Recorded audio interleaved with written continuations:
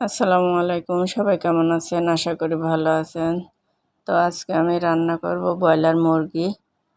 এখানে আমি পাতিলে তেল দিয়ে দিয়েছি, দেওয়ার পরে পেঁয়াজ কুচি দিয়ে দিয়েছি, দিয়ে পেঁয়াজটাকে ভালো করে ভেজে নেব।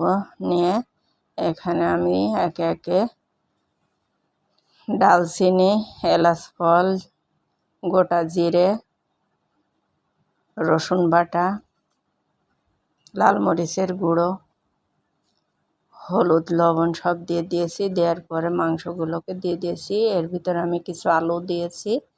দেওয়ার পরে নাড়াচাড়া করে এখানে আমি গরম পানি দিয়ে দিয়েছি। দেওয়ার পরে মাংসটাকে ভালো করে কষিয়ে নিয়েছি। নেওয়ার পরে আমি আবার ঝোলের পানি দিয়ে দিয়েছি। এভাবে কষিয়ে রান্না করলে ব্রয়লার মুরগি খেতে অসাধারণ লাগবে। তো দেখুন আমার রান্নাটা হয়ে গিয়েছে। ভালো লাগলে লাইক করুন, শেয়ার করবেন। সবাই ভালো থাকবেন। আল্লাহ হাফেজ।